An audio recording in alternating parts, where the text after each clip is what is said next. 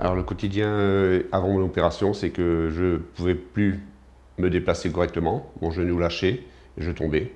Mon quotidien avant l'opération était plutôt pénible puisque je ne pouvais pas faire ce que je voulais, le ménage, le jardinage.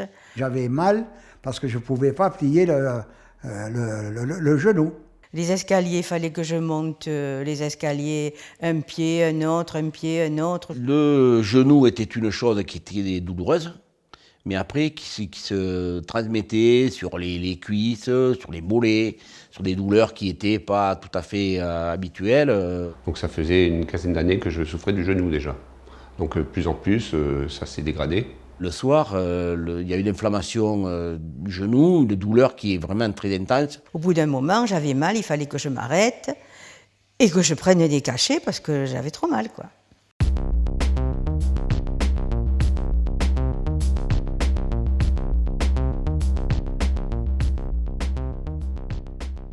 On envisage l'opération de la prothèse totale de genou, la prothèse partielle, à partir du moment où on a essayé toutes les thérapeutiques médicales possibles et qui ne marchent pas. Il y a encore des douleurs au niveau du genou. À partir du moment où il n'y a pas d'autre choix, à ce moment-là, on peut envisager une opération pour une prothèse au niveau du genou.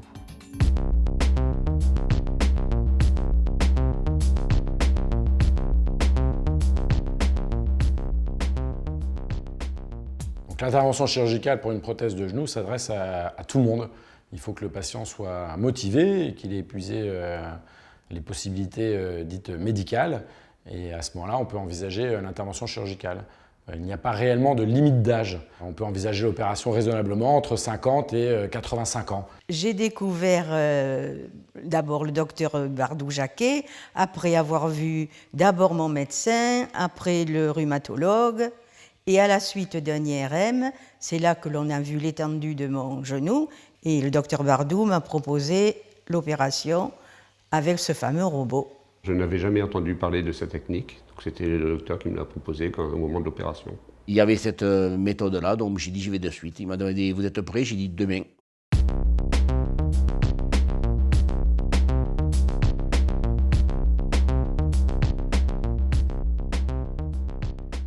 Le bras robotisé Mako est constitué donc du bras robotisé lui-même, d'un poste de travail et de capteurs qu'on positionne au niveau du genou du patient.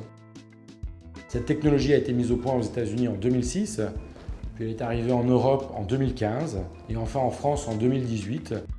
Et depuis 2018, au sein de la clinique Tivoli, nous avons posé plus de 200 prothèses.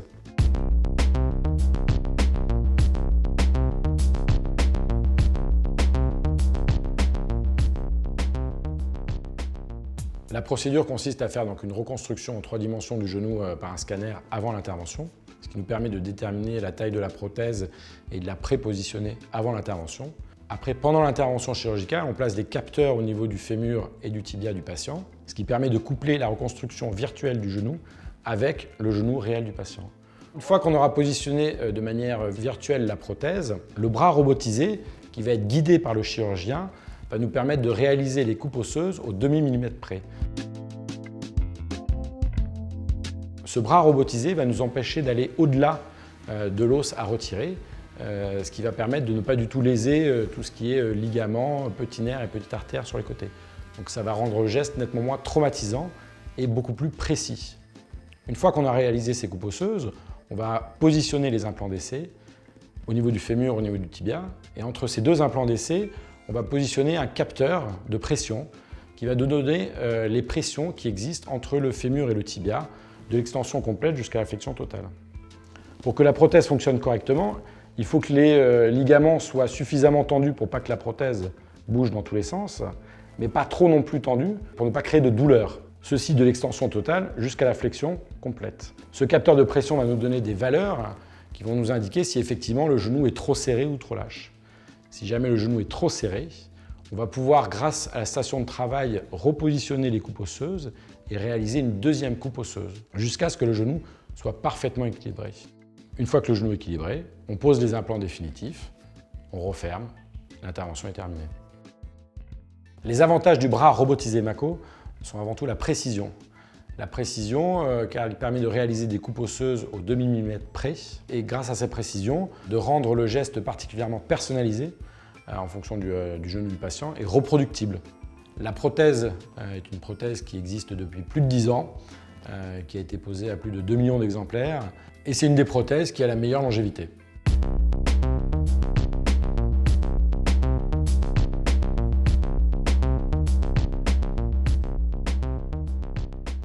L'intervention chirurgicale pour la pose d'une prothèse de genou est nettement moins douloureuse que par le passé, de par les protocoles d'anesthésie qui ont nettement évolué, de par les injections de produits anesthésiants locaux réalisés par le chirurgien tout autour du genou pendant l'intervention, et aussi grâce aux bras robotisés qui nous empêchent d'aller au-delà et d'abîmer les tissus qui entourent le genou.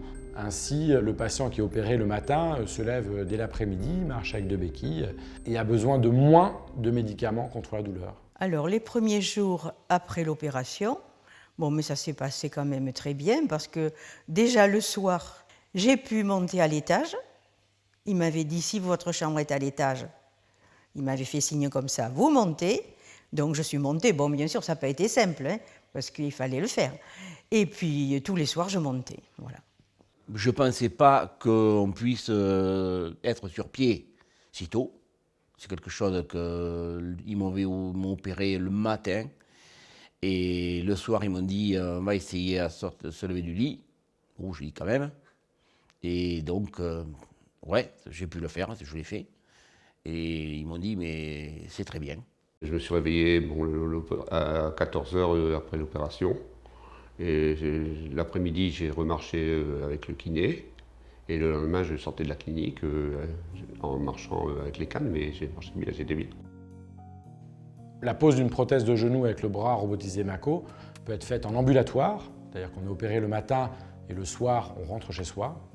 Ou alors, elle peut être faite en hospitalisation, avec 1 ou 2 nuits à la clinique. Après ce délai, le patient est capable de marcher avec 2 béquilles, de monter et descendre des escaliers, se lever seul, se coucher seul, faire sa toilette seul.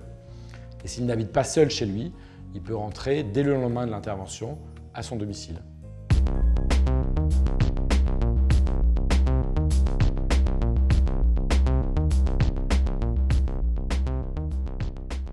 Oui, il y a de la rééducation. Il y a de la rééducation avant l'intervention pour préparer le patient à l'intervention. Éventuellement, ça soulage des douleurs. Puis après, à domicile, pour une durée environ de 1 mois et demi à 2 mois. La rééducation, bon, les premiers jours, ça a été un peu douloureux parce qu'il fallait rattraper la flexion et tout, mais après, bon, on a fait beaucoup de vélo, beaucoup d'assouplissement. J'ai eu pas mal de rééducation pendant, enfin pas mal, 1 mois et demi. Et puis j'ai recommencé à conduire 1 mois et demi après. Pour les résultats aussi rapides, je ne pensais pas. Je pensais que c'était beaucoup plus long. Déjà, rien que pour la flexion, en 8 jours, j'avais rattrapé plus de 60% de flexion. Il y a un suivi du patient une fois qu'il est à domicile. L'infirmière du service l'appelle 6 jours après l'intervention pour s'assurer que tout se passe bien. Il revoit son chirurgien entre 15 jours et 3 semaines après l'opération, puis à 4 mois, puis tous les 5 ans.